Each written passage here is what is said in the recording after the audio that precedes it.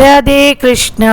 உஷா மாமி பஜன்ஸ் மூலம் உங்களை சந்திப்பதில் பெரும் மகிழ்ச்சி அடைகிறேன். பஞ்சத்வாரகாவில் நாங்கள் சிவராத்திரி அன்னைக்கு ஜோதிர்லிங்கம் 12 ஜோதிர்லிங்கத்தில் ஒன்றான நாகேஸ்வர், அந்த நாகேஸ்வரில் இருக்கக்கூடிய ஜோதிர்லிங்கம் ஒன்று இன்றைக்கி சேவித்தோம்.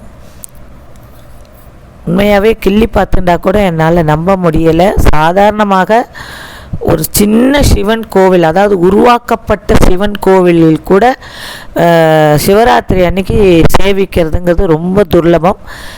ஆனால் ஒரு சிவராத்திரி அன்னைக்கு 12 ஜோதிர்லிங்கத்தில் ஒன்றாக இருக்கக்கூடிய நாகேஸ்வர், அவரை சேவிக்கிறோன்னா அது எப்பேற்பட்ட பாக்கியம்.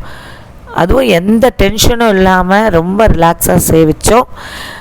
அதை பற்றின பதிவு தான் இன்றைய பதிவு.